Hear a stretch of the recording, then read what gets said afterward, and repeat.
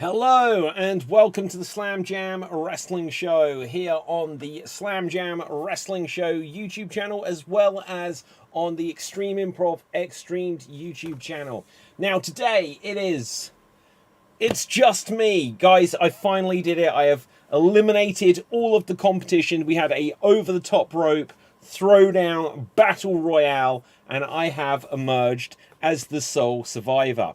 No, none of the other guys were available tonight. They've got things on, so you just have myself. I am David Postansky. I always forget to introduce myself, and we're going to be reacting to the Elimination Chamber. We're going to be reacting to WWE Raw. We're going to be reacting to AEW Dynamite and all kinds of other things that are happening in the world of professional wrestling within the last 7 days. Now, it's been an interesting one just because the biggest thing has been the Elimination Chamber pay-per-view from the WWE. Now, just because it is just me tonight, I am going to be looking around and a little bit distracted, and that will be because I'm just trying to make sure that I've got all of the facts, all of the breaking news, because I have no one else to bounce off of, and so it's going to be a little bit scatterbrained, but we're going to have a good old time with it as well. So the Elimination Chamber was on Saturday. Like, pay-per-views this day and age we're in, they seem to run on a Saturday, which I'm still not quite used to. It is genuinely, I think, better. Like, a Saturday night pay-per-view, it means that, like, because in the UK, it would always be, oh, it's Sunday night, you're up until, like, 4 a.m. on Monday morning. And then wherever you're going, if you, like, when I was a kid, going to school, college, going to work, got a job, any of this kind of stuff, it would just be like, you'd feel like hell the next day, but you have to see the pay-per-view before you read the spoilers, before, you know, anyone else on the internet, even in the primitive days of the internet, would give out those spoilers.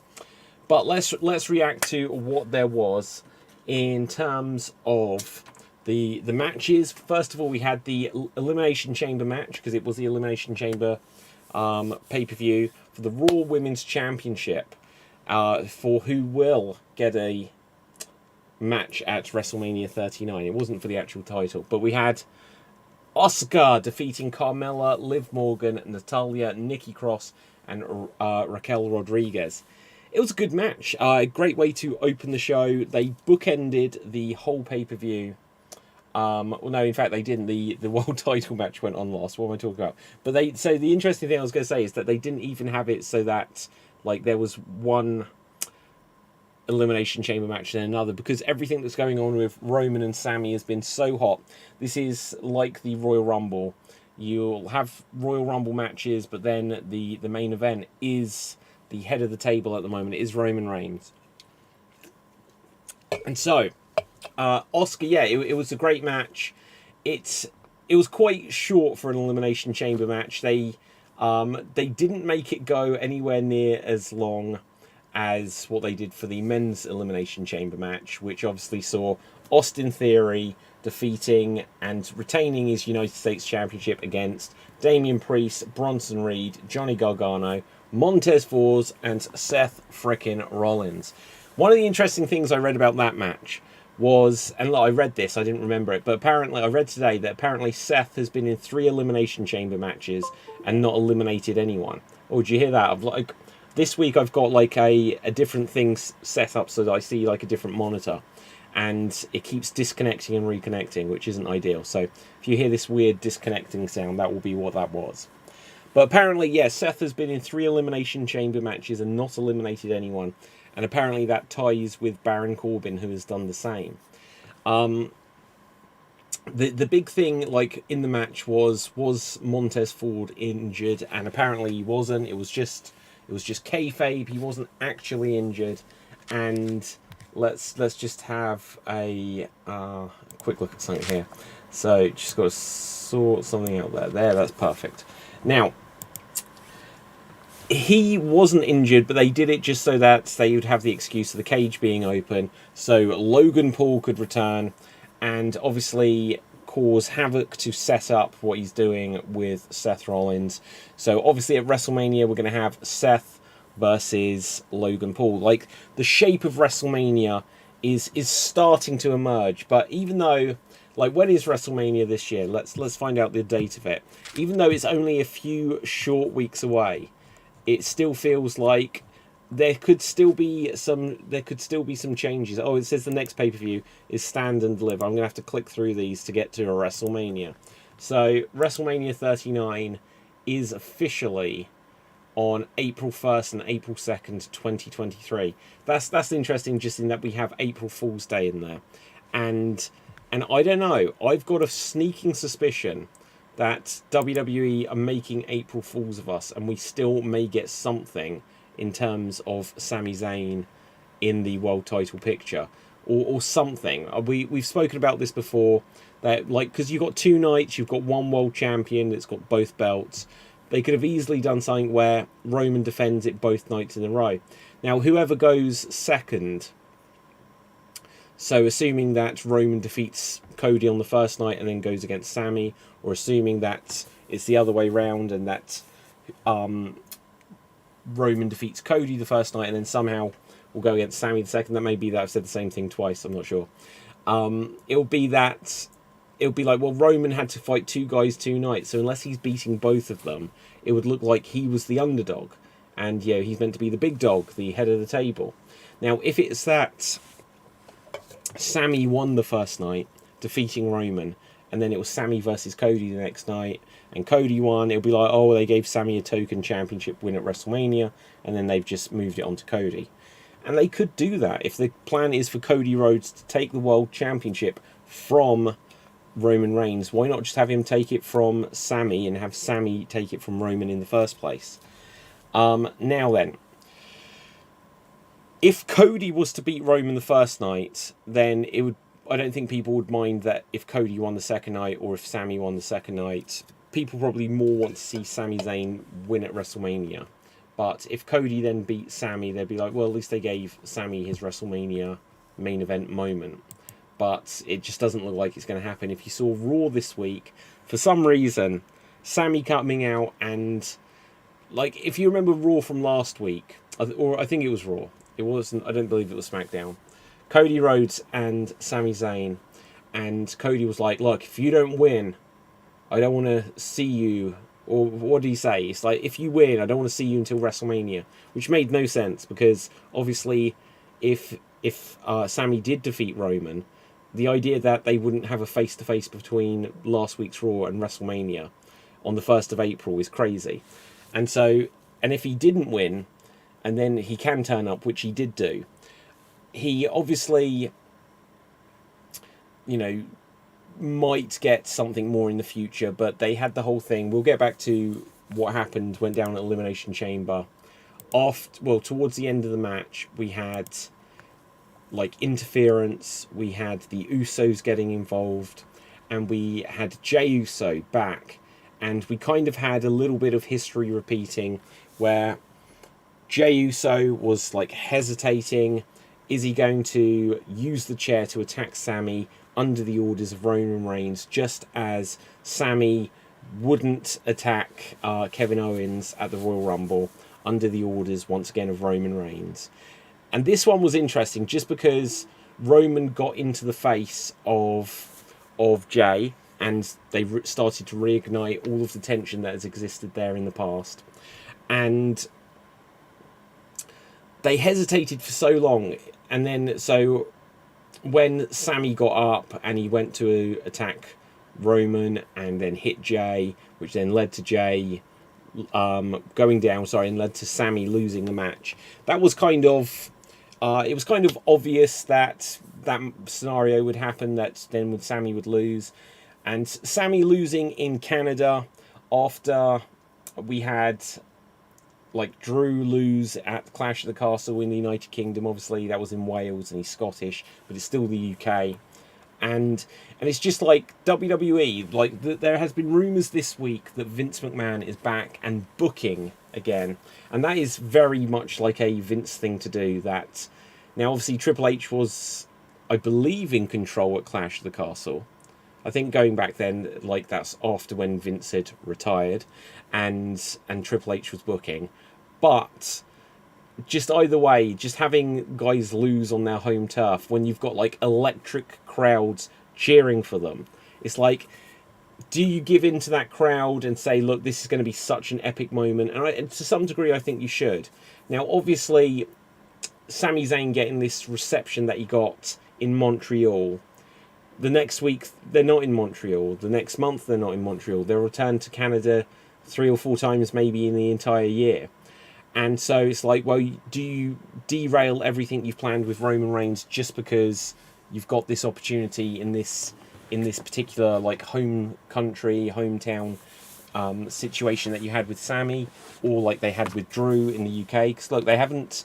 I'm trying to think if they've been back to the UK since. They're obviously coming back for Money in the Bank, and they might have done like a very small show back in like November or something.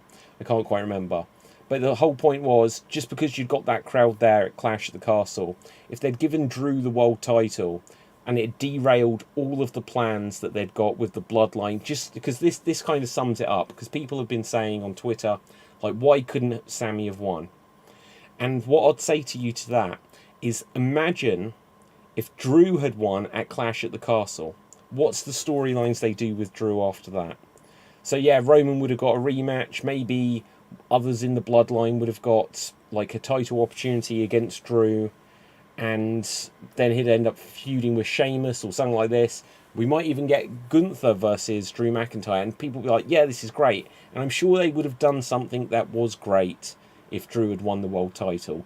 But what we wouldn't have got is everything that has come since Clash at the Castle with the bloodline, with Sami Zayn, with Jey Uso, with Jimmy and Jay, and with Paul Heyman and Solo. All of that stuff would have been cut off. Like, you know, they did a good job with everything with Kevin Owens and the bloodline. And just none of that would have happened if Drew had won the world title then. And similarly, if Sami Zayn had won in Montreal, we'd have had this moment that we'd be playing back for years. Like, there are some iconic moments. There are some... One second. Oh, hang on. What? Look, now I'm getting messages. Yeah, David has gone all alone in Slam Jams because none of you guys are here. Like, join me on this show. Like, message if you want to join. I will send a link, and you sons of a guns can do a run-in. But look, we're keeping this going. Do you remember that episode of Monday Night Raw? Now, there was that episode of Monday Night Raw after there had been like a volcano in Europe, and then no one could fly out. And Triple H was the only guy from Raw that had flown out early, and he was stood in the ring alone. That's me right now. But anyway, I was saying, so if we've had some iconic moments where, like, someone has won, like, obviously Hogan versus Rock, that crowd was electric, and that atmosphere was made by it. Rob Van Dam at One Night Stand, that famous sign, if Cena wins, we riot. We even saw, like, if Roman wins, we riot in... If Roman wins, we riot. We saw that at a... God, I'm distracted by my phone with these messages now. We saw that at the Elimination Chamber. If Roman wins, we riot. Now, there are some things where it's like... Now, if Cena had beaten RVD, then that would have been a bit of a damp squib. If you remember, like, again, going back to Clash at the Castle, but like 30 years before that, we had Brett and Bulldog. And Bulldog won in the UK, and that was like this moment that they can replay forever. And look, even though it's a Benoit moment, Benoit and then Guerrero coming out, that celebration, some of these celebrations are iconic. When Eddie Guerrero won the world title from Brock, and that celebration, some of these things are iconic, where people really want something and it happens. Daniel Bryan at WrestleMania 30.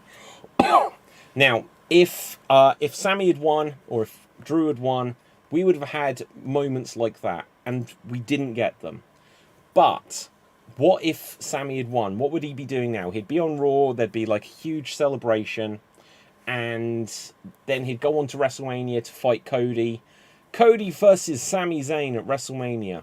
I don't think that's quite the match people would look at it and be like, oh yeah, like, so Cody Rhodes, son of Dusty Rhodes, I guess, and oh, he's the American Nightmare, and he's wearing like eagles and red, white, and blue and stuff like that. Okay, he's the all-American guy.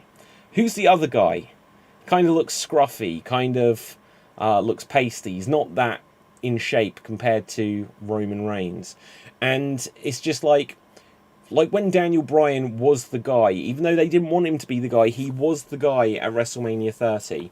If Sami Zayn was meant to be the guy at this WrestleMania, then on one level, then yeah, they should have done it. But he's not more the guy than Roman Reigns. And Roman Reigns, everything they've done with the bloodline, even though it's been great and Sami has been a huge part of it, it's so much of it is because like Roman has been on such an epic roll with everything he's done. So Roman Reigns in the bloodline, that storyline, Roman doesn't deserve to be knocked out of the world title picture just before WrestleMania. Now, even if they'd found a way so it ends up as a three-way, I think a lot of people will point to the three ways at WrestleMania and say that they don't have the same storyline, they don't have the same potential and essence as like the one-on-one, heated blood feud, everything's getting personal. Because even when you look back, we've had it like WrestleMania 20, WrestleMania 30, WrestleMania 20, Benoit wins the world title. It was his moment where he defeats Triple H, and Shawn Michaels was also in that match. So many people kind of forget that was a triple threat match, because the triple threatness of it isn't what was important, and they did it because they didn't have full confidence in Benoit. Daniel Bryan, now it's kind of the same thing. They certainly didn't have confidence in Bryan, otherwise he'd have been going into Mania as to fight for the world championship, just him. But Batista was there, and Randy Orton was there, and it was going to be Randy Orton versus Batista, and everyone was like, this is such a mistake, they had to put Bryan in. So if they'd been like, well, Cody's there and he wants to win this for Dusty Rhodes, and he wants to win it to prove that Rhodes can be the world champion, and if Roman's there because he's been world champion for like 3 years or 2.5 years, 900 days and counting, it's not quite 3 years, then my gosh, like, it's just like, and then Sami Zayn's there, he's the underdog, he's the one that should win, so it's like, so what's Cody? And should they just have looked at the Royal Rumble and said, well, look, we're going to have Sami in the Royal Rumble and wins the Royal Rumble, then what do you do with Cody? Comes back and reignites his feud with Seth? I mean, you can do, but like Cody coming in from AEW was a huge change in the momentum in the AEW versus WWE war. So before that point, everyone, like so many people, had been like, AEW have got the momentum, AEW are going to catch them up, AEW are going to take over WWE. And then it was like, well, one of the executive vice presidents, the one that literally started everything from All Out with the I'll take that bet that led to All In happening, which was the precursor to AEW, he's lost faith in AEW and is going back to WWE. And Cody's entrance at WrestleMania last year was exactly one of those moments that I was talking about a few minutes ago, where it was just such a big deal. And Cody got injured, and so when Cody comes back, if he's not going to be in the world title picture to like over accelerate the momentum, if he had to like try to build momentum again, he'd not reach the height that he'd got before. And so they had to accelerate him, Royal Rumble win, onto WrestleMania, and he can be a big deal.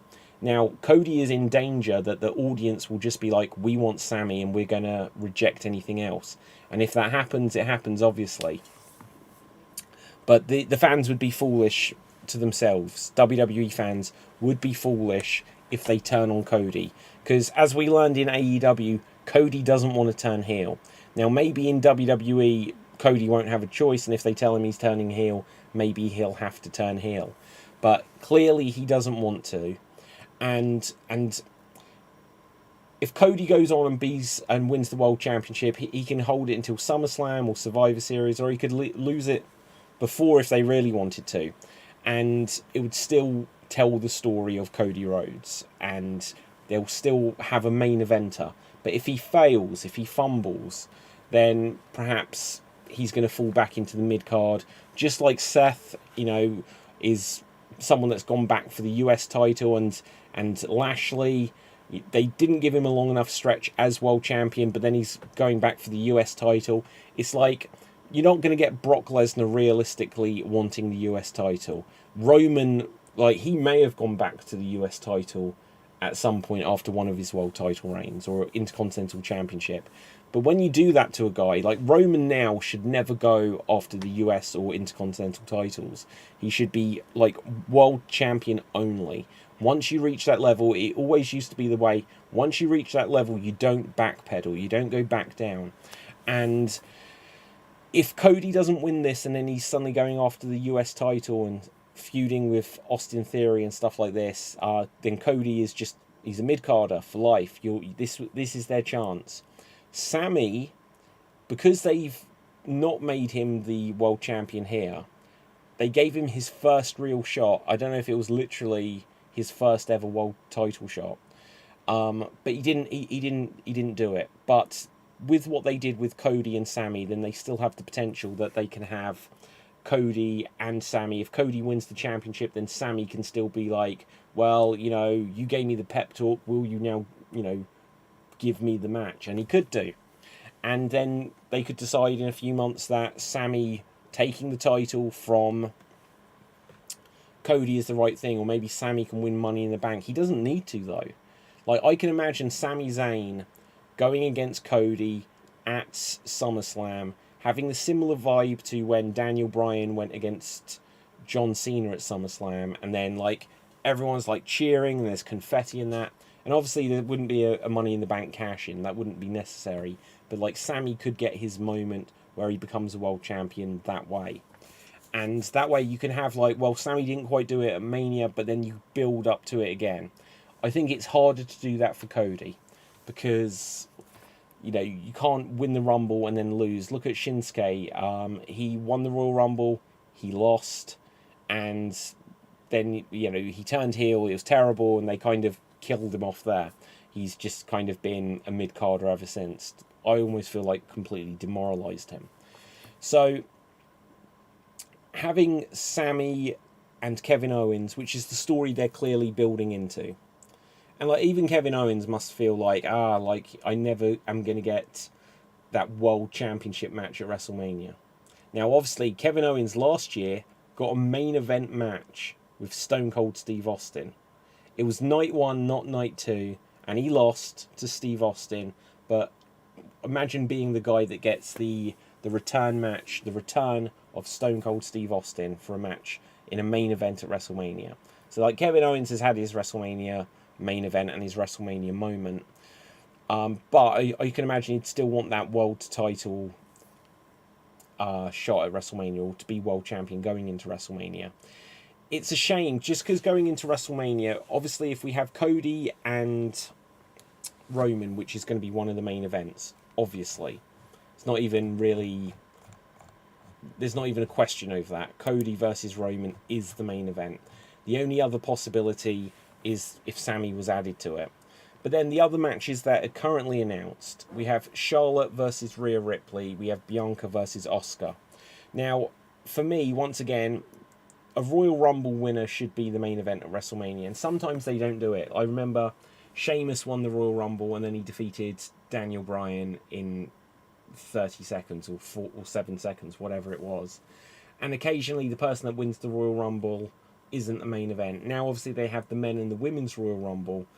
To me, it's like, well, Rhea Ripley won, she should be the main event versus Charlotte. If they're going to have one of the women's matches as the main event. They didn't last year. They did the year before with Bianca and Sasha. And obviously, I don't know if they did the year before that. I don't think they did, actually, because that would have been 2020.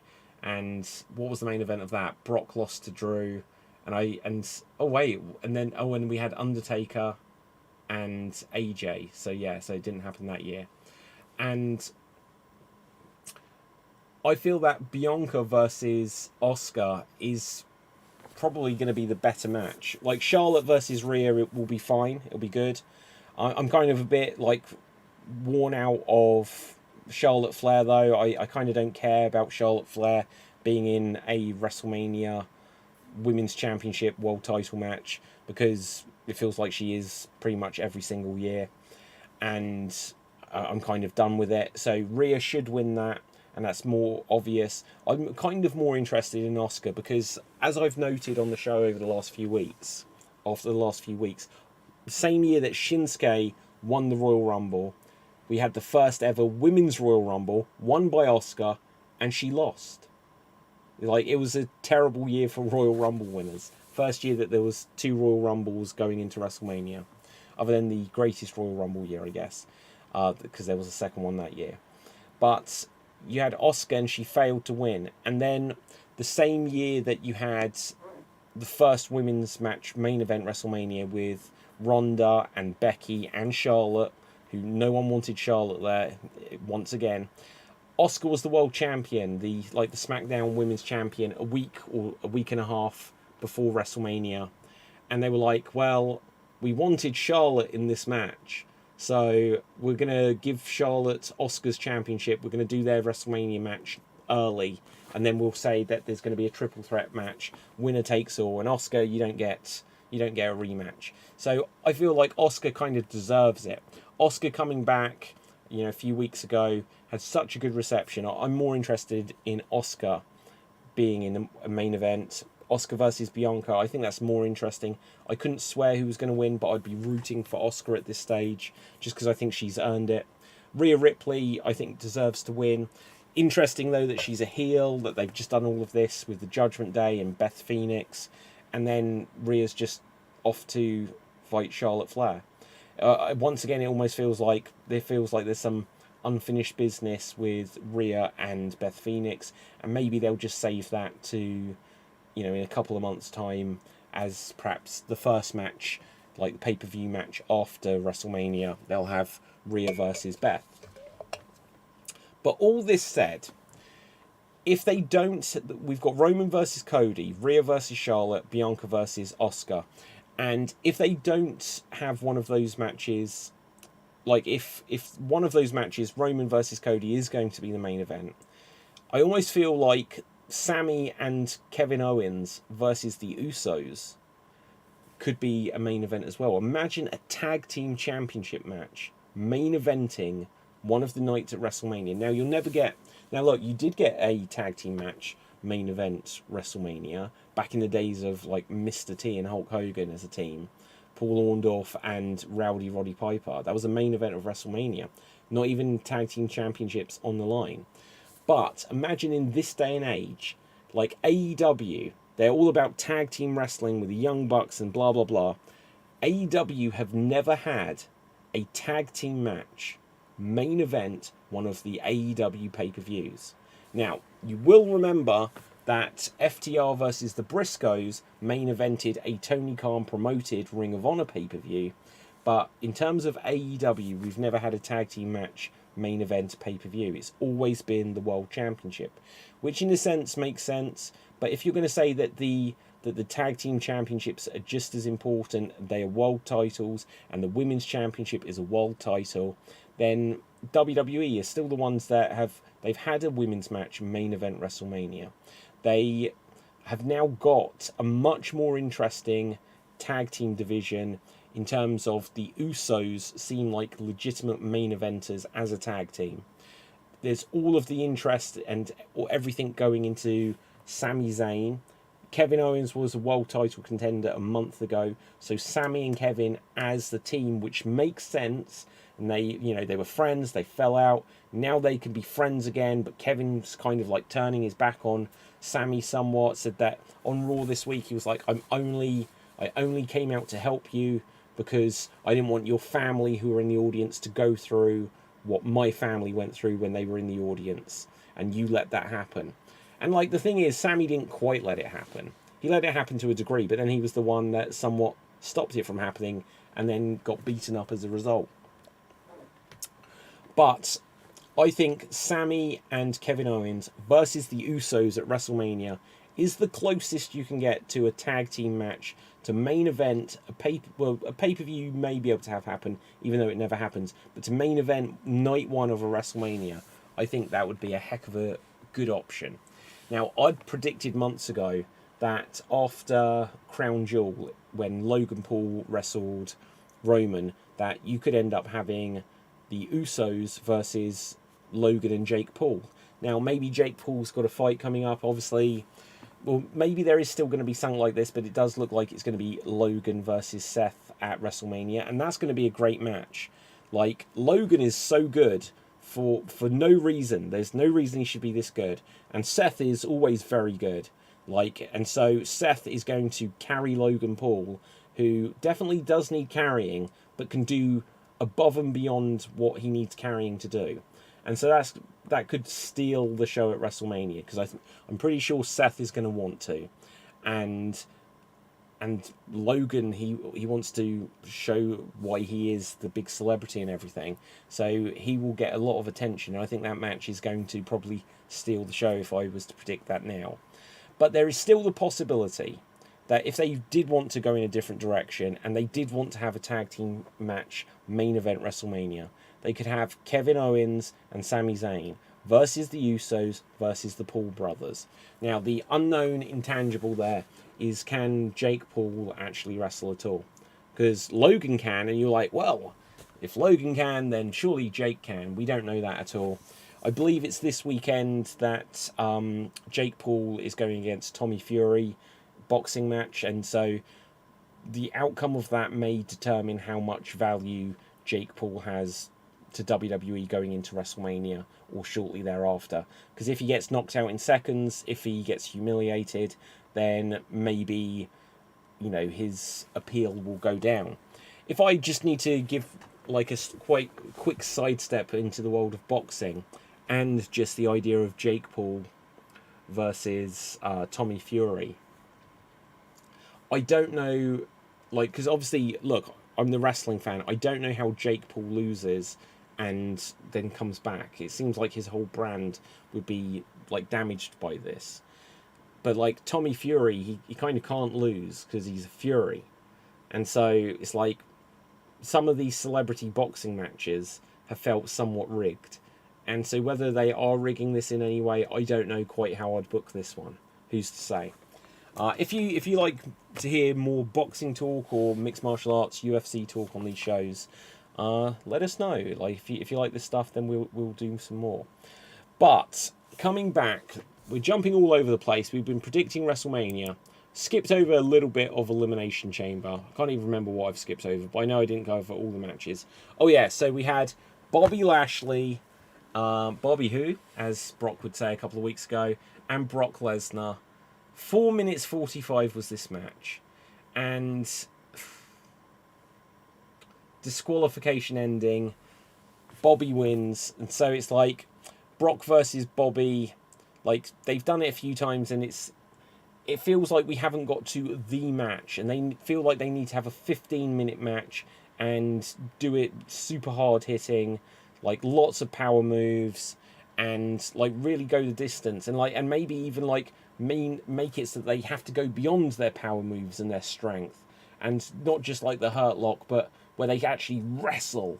And it's like, and as the commentators are into it, it's like, wow, Brock was a UFC champion, Bobby was an MMA guy as well, and they have to like start putting submission holds and stuff on each other. There's a story to be told there that they haven't told yet.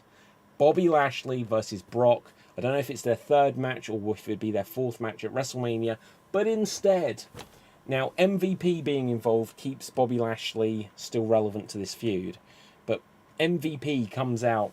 It's like, Brock Lesnar next week. Let's find out if you want to face Omos at WrestleMania.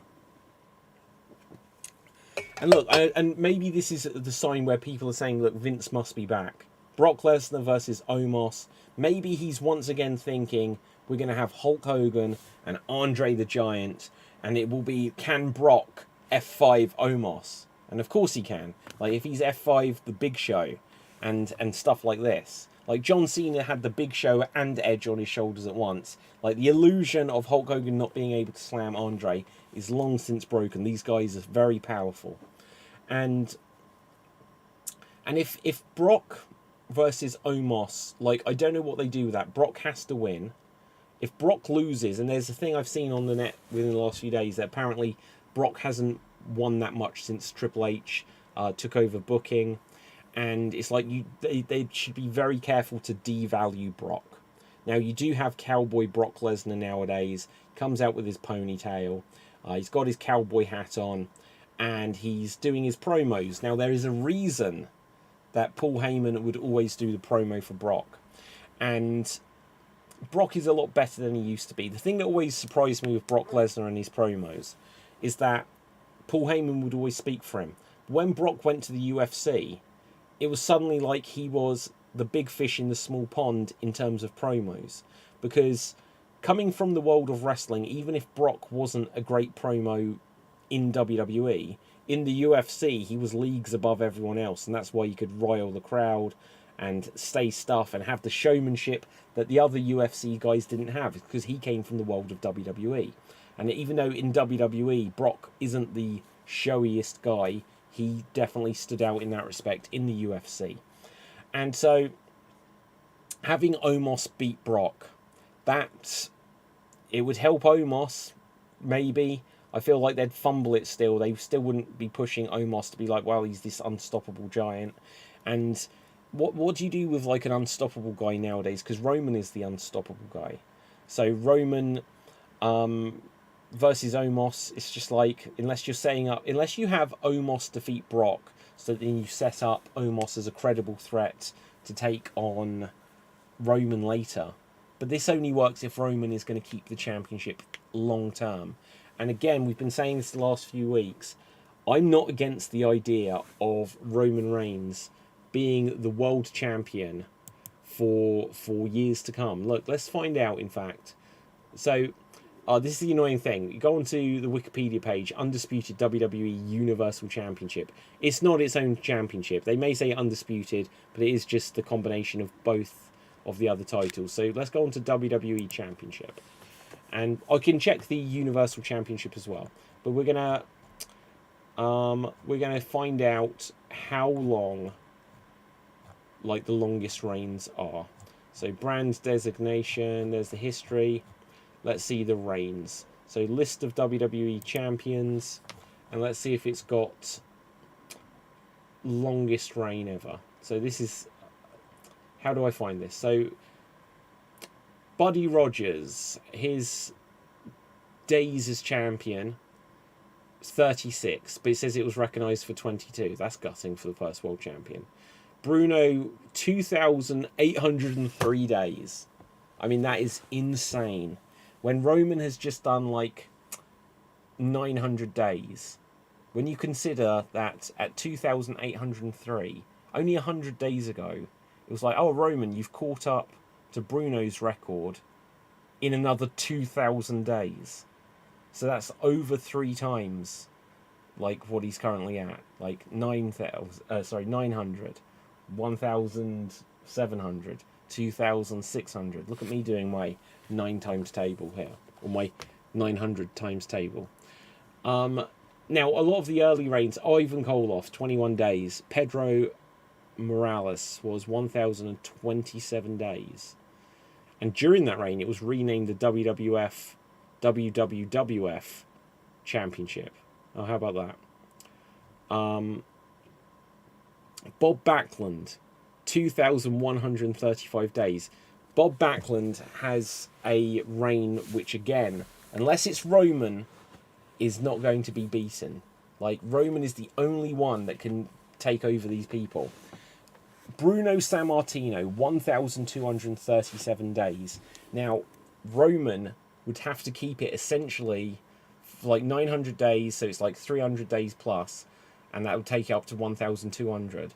So effectively, Roman still has to be world champion in 1 year's time to overtake Bruno Sammartino's second reign as the champion. And if you were to add Bruno's first and second reigns together, which you can do, you don't necessarily need to, but it would be 3,000, 4,000 days as world champion. Now, if you add up what else that's... let's have a look here. Oh, hang on. So here's one interesting thing. On the Bob Backlund reign, it kind of doesn't recognise the Antonio Inoki reign, so I don't know if they count that. No, so that doesn't separate the Bob Backlund reigns. Iron Sheik, famous world champion. Look at this. Iron Sheik. Guys, you're not on the show tonight, but here we have the miniature Iron Sheik, who would have, he's my co-host tonight because none of you guys are here. But Iron Sheik, 28 days as world champion. This is why winning the world champion, you don't need to be world champion for long, but once you've been world champion, you've been world champion. The only ones where they've really fumbled it is someone like Jack Swagger, who it almost feels like it doesn't count at all that he was world champion. But he was still world champion. Jinder Mahal, feels like he was a joke as a world champion. But it's because these things kind of fizzled out and then they made them not look like world championship material, because then they're suddenly back in the mid-card. Whereas the Iron Sheik, it's always, former world champion. Like Dolph Ziggler, if they have him doing goofy nonsense, then you kind of forget that he's been world champion. But Iron Sheik, always former world champion, the one that, Hulk Hogan defeated. And then look, Hulk Hogan, 1,474 days. So for Roman to overtake that, it's like another year and a half. I'm not against Roman doing this. I think it can be done. I think it should be done. Like even the statistic that Gunther has been Intercontinental Champion like longer than The Rock, and this was like in 1998 or 1999, that you have to go that far back to see someone that's held the Intercontinental title as long as Gunther have, and it was The Rock. It's like, do you know what? Leave this belt on Gunther. Let him overtake Honky Tonk Man. Do you want it to be forever that the longest reigning Intercontinental Champion in history is the Honky Tonk Man? Now, I've got nothing against the Honky Tonk Man, but if it's like the longest reigning anything, it was like in 1978. Let's look when Bruno was world champion for 2,000 days. Oh wow, it wasn't even like... He was world champion in 73, but the first reign, the longest one, he won it in May 1963, lost it in January 1971. And look, that length of time, from 63 to 71, is 8 years. Imagine, like, if Roman's held it over 2 years now, you have like another 6 years with Roman Reigns as the world champion. Now, the funny thing about that is by the time it gets to the 5th year, you'd know, well, they're clearly going to leave it on him just to beat Bruno. And they could do that. It's up to them. Now, let's have a quick look, because all of the reigns after this, Andre the Giant, less than 1 day. Ted DiBiase, it doesn't count. I always believe they should make that count. Some of these championship reigns that they say don't count, I think should count. Randy Savage, over a year. Hogan, 364 days, unbelievable. Lost to the Warrior, 293 days. Slaughter, 64 days, so on and so forth. But from here, the next, like Hulk Hogan losing to The Undertaker, 248 days. And after that, loads of them, Flair, Bret Hart, Yokozuna, had it for quite a while, 280 days, Bret Hart, 248 days, Diesel, 358 days, and that was like a year almost with Diesel as world champion. But in this period, Shawn Michaels, 231 days. Like, it took such a long time before someone was truly a long-reigning world champion. Because, look, Mankind, 15 days. The Rock, 41 days. Austin, 56 days. Now, people say, yeah, this is because Russo was booking during this time. So, of course, all the titles would change constantly. Because look what happened to WCW. 118 days, Triple H. So, Triple H was perhaps the one that started to change things here. The Rock, 119 days. So, when you add up, like, Steve Austin or The Rock's World Championship reigns, they really weren't world champion for long. But you look back and, like, The Rock, he was like 6-time world champion or something. And it's like, yeah, but how many days overall was he world champion? Chris Jericho, 98 days. Triple H, 35 days, lost to Hogan for 28 days. I know I'm just going through this now, but it's kind of fascinating.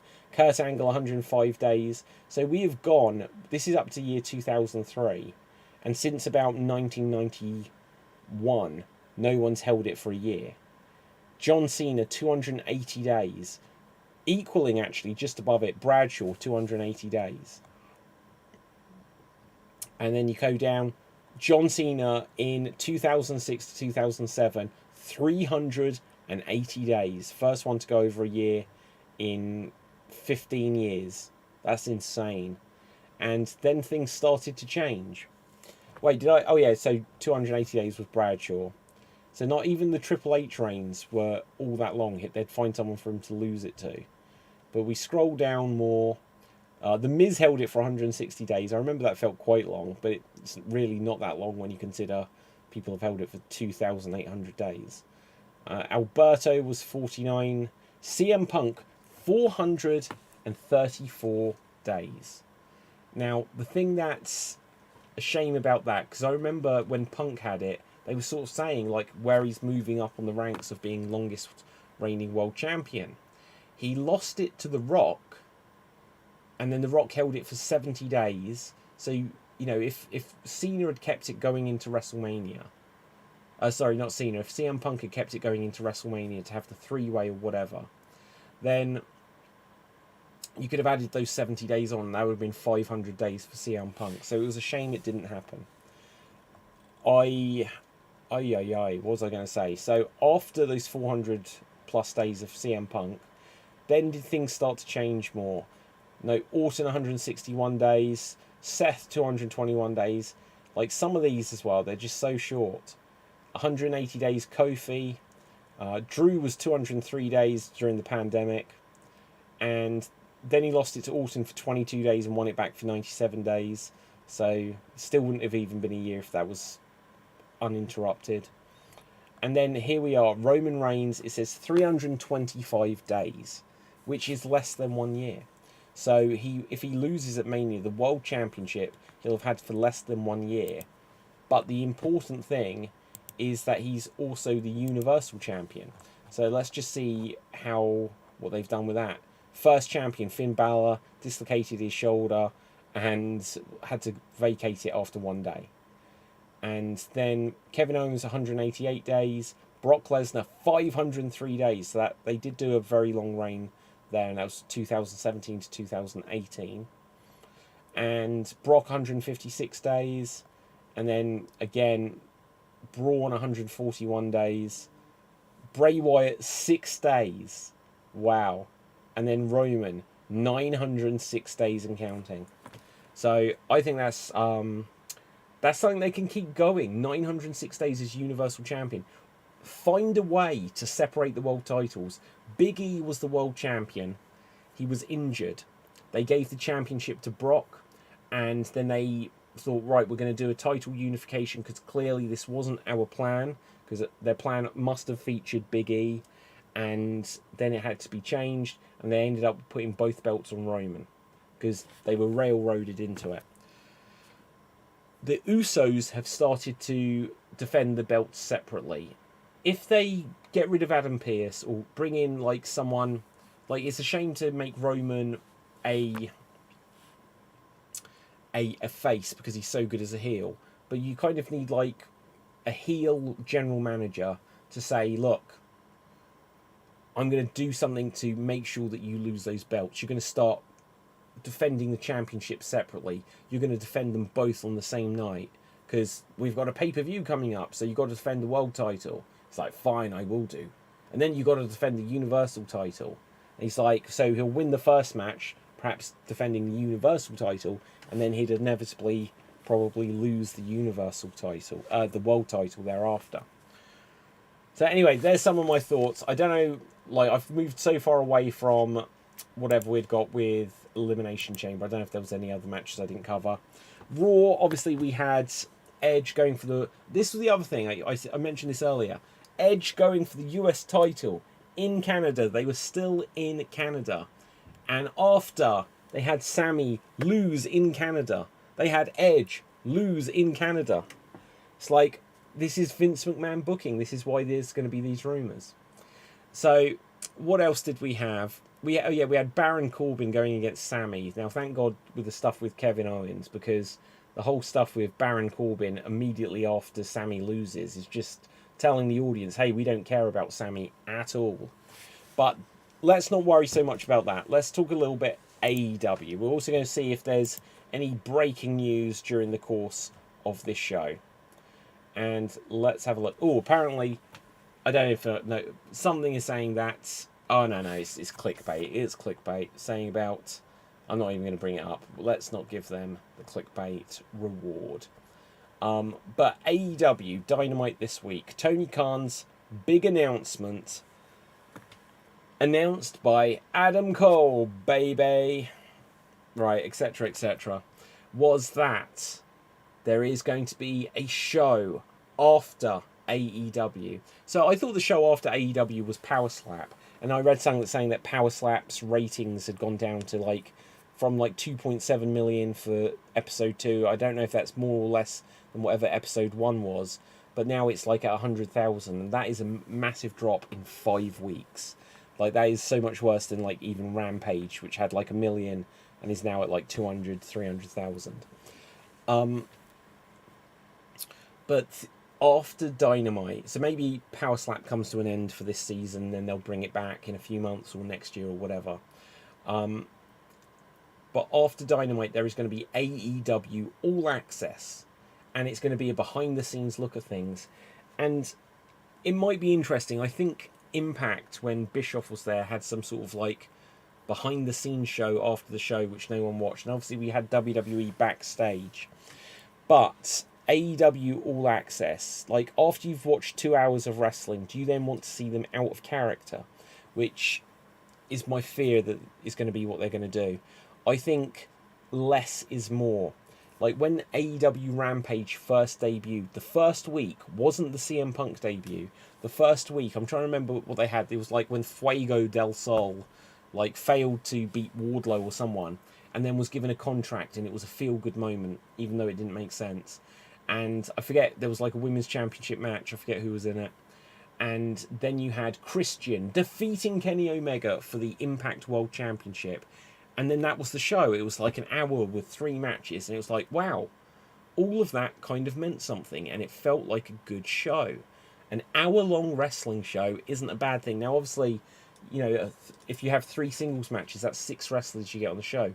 2 hours does allow you to get a lot more in. And I understand that.